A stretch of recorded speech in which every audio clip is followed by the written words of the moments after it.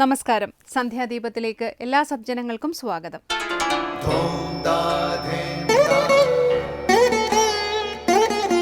ശുഭം ഭവതു കല്യാണമായുസാരോഗ്യവർദ്ധനം സർവദുഃഖ വിനാശായ സന്ധ്യാദീപം നമോസ്തുതേ. നാമം ജപായനം പുണ്യം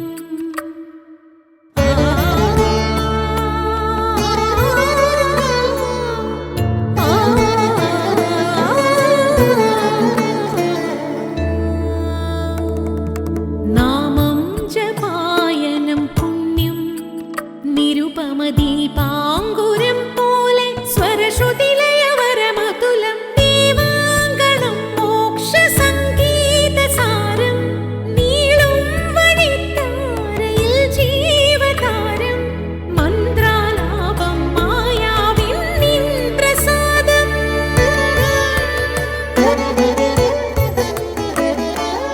ഇരുൾ നീങ്ങിയുണരുന്ന തെളിനാളദീപം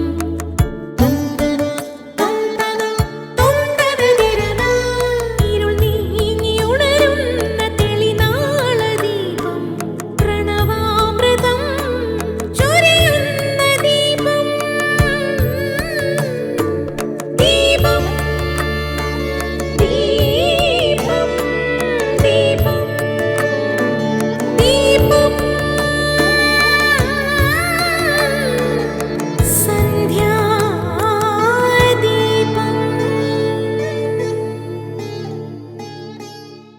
ഈശ്വരനാമങ്ങൾ ഉച്ചത്തിൽ ചൊല്ലുന്നതിനെയാണ് നാമസങ്കീർത്തനം എന്ന് പറയുന്നത്. ഹിന്ദുധർമ്മം നാമസങ്കീർത്തനത്തിന് അതിയായ പ്രാധാന്യമാണ് നൽകുന്നത്. ആചാര്യന്മാരെല്ലാം തന്നെ നാമം ചൊല്ലുന്നതിൻ്റെ മഹത്വം അടിവരയിട്ട് പറയുന്നുണ്ട്. ശബ്ദബഹുലമായ കലികാലത്തിൽ ഉച്ചത്തിലുള്ള നാമസങ്കീർത്തനത്തോളം സുഗമമായ ഈശ്വരാരാധനയില്ലെന്ന് ഗുരുക്കന്മാർ പറയുന്നു. ഈശ്വരനാമം എപ്പോൾ വേണമെങ്കിലും ചൊല്ലാം. അതിന് ശുദ്ധാശുദ്ധങ്ങൾ നോക്കേണ്ടതില്ല. പ്രതിദിനം സന്ധ്യാസമയത്തും മറ്റ് ചില വിശേഷ അവസരങ്ങളിലും മുടക്കം കൂടാതെ അനുഷ്ഠിച്ചിരിക്കേണ്ട ഒരു സാധന കൂടിയാണ് നാമസങ്കീർത്തനം. ഭക്തിയോടെ നാമം കീർത്തിക്കുന്നിടത്ത് ഭഗവാന്റെ സാന്നിധ്യം ഉണ്ടായിരിക്കുമെന്നാണ് ശാസ്ത്രങ്ങൾ പ്രഖ്യാപിക്കുന്നത്. മനുഷ്യനെ ബാധിച്ചിരിക്കുന്ന ദുർഗുണ ദുർവാസനകളെ അകറ്റി അവന് ശുദ്ധിയുടെ പുണ്യം പകരുന്ന പവിത്ര സാധനയാണ് നാമസങ്കീർത്തനമെന്ന് ആചാര്യന്മാർ പറയുന്നു. തുടർന്ന് ശ്രീ കാവാലം ശ്രീകുമാർ ദക്ഷിണാമൂർത്തി സ്തോത്രം ആലപിക്കുന്നത് കേൾക്കാം.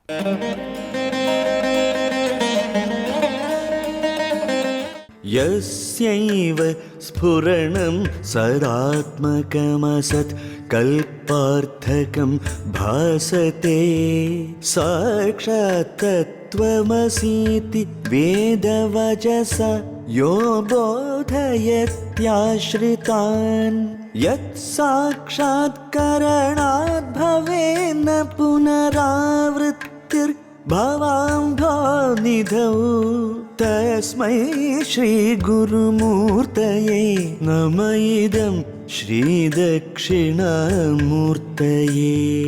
യസ്യൈവ സ്ഫുരണം സദാത്മകമസത് കൽപാർത്ഥകം ഭാസത്തെ സാക്ഷാത് തത്വമസീതി വേദവചസ യോ ബോധയത്യാശ്രിതാൻ യത് സാക്ഷാത്കരണാത് ഭവേന പുനരാവൃത്തിർ ഭവാംഭോ നിധൗ തസ്മൈ ശ്രീ ഗുരുമൂർത്തയേ നമ ഇദം ശ്രീ ദക്ഷിണാമൂർത്തയേ.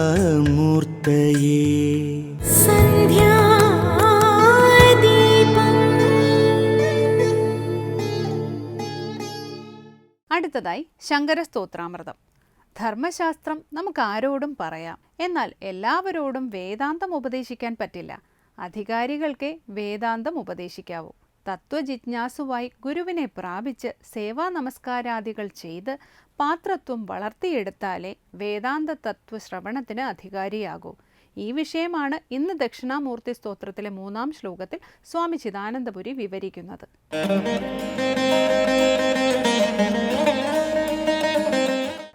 ശങ്കരകൃതികളിൽ ശ്രീ ദക്ഷിണാമൂർത്തി സ്തോത്രത്തിൽ 3-ാമത്തെ ശ്ലോകമാണ് ശ്രദ്ധിക്കുന്നത്. സദാത്മകമായ യാതൊന്നിൻ്റെ സ്ഫുരണമാണോ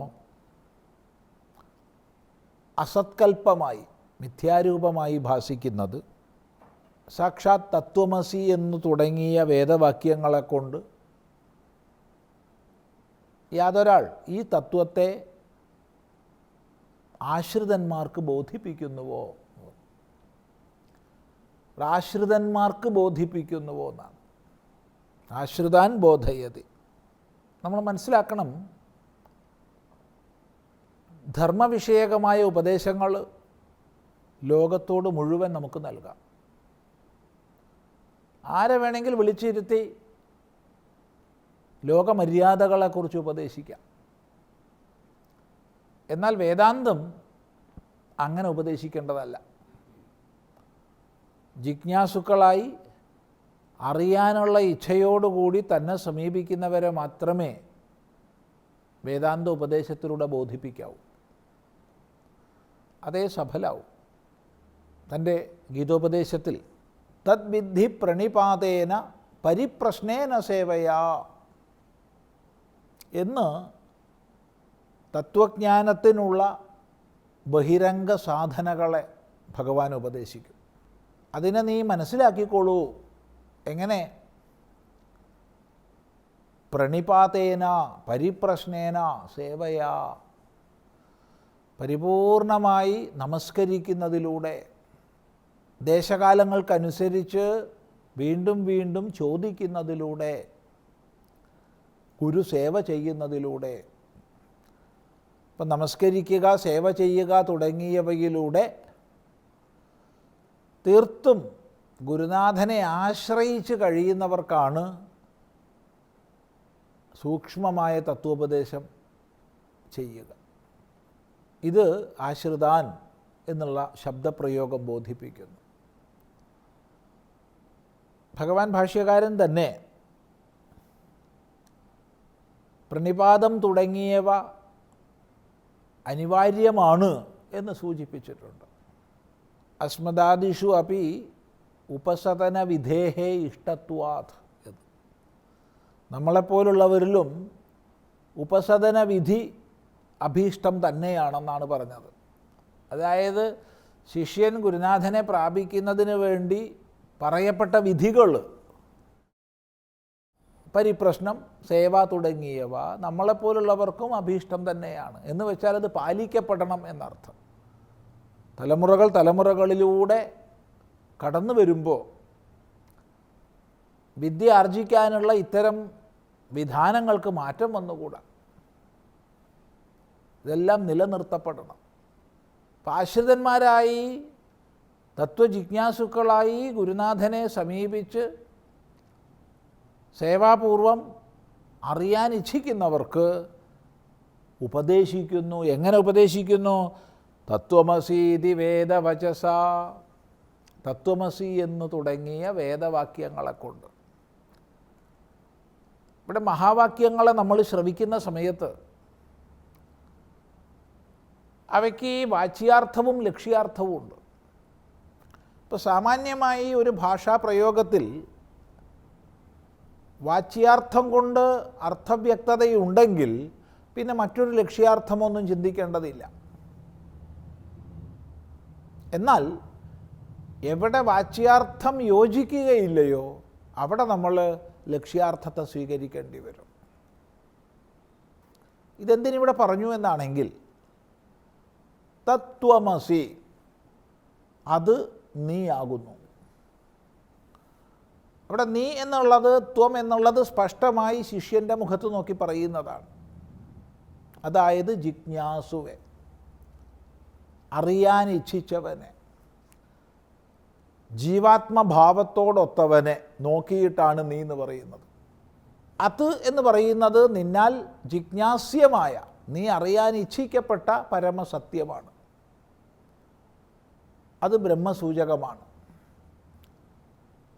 എപ്പോഴും ജീവനിൽ നമ്മൾ അല്പജ്ഞത്വം, അല്പശക്തിമത്വം, അല്പവ്യാപിത്വം തുടങ്ങിയവ മനസ്സിലാക്കുന്നുണ്ട്. എന്നാൽ ബ്രഹ്മത്തിലാകട്ടെ ഈശ്വരനിലാകട്ടെ സർവജ്ഞത്വം, സർവവ്യാപിത്വം, സർവശക്തിമത്വം തുടങ്ങിയവ മനസ്സിലാക്കുന്നുണ്ട്. എന്നിരിക്കെ ജീവനും ഈശ്വരനും ഒന്നാണ്, അഥവാ ആത്മാവും ബ്രഹ്മവും ഒന്നാണെന്ന് ഗുരുനാഥൻ ഉപദേശിക്കുമ്പോൾ അവിടെ വാച്യാർത്ഥം ഒരിക്കലും യോജിക്കുന്നില്ല.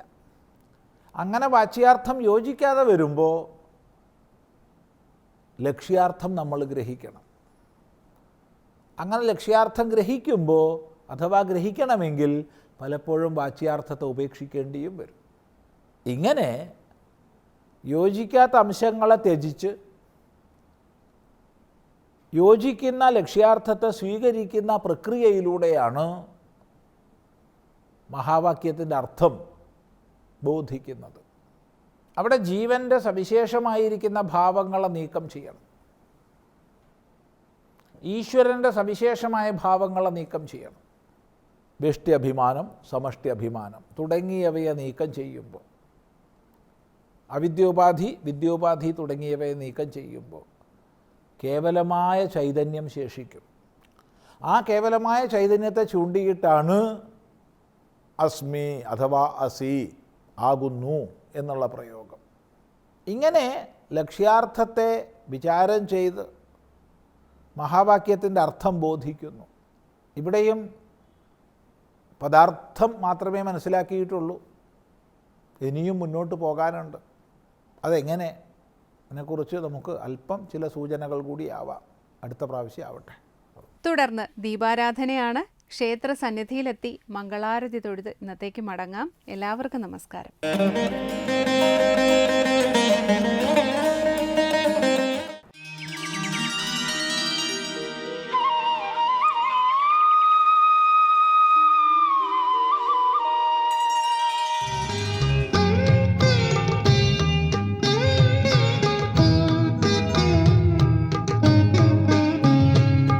അച്ഛനും നീയേ അമ്മയും നീയേ അച്ഛൻ കോവിലയ്യപ്പ.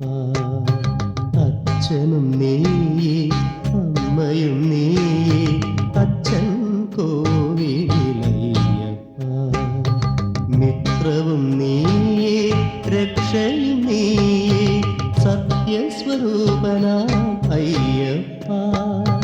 മിത്രവും നീയേ രക്ഷയും നീയേ സത്യസ്വരൂപനാം അയ്യപ്പ.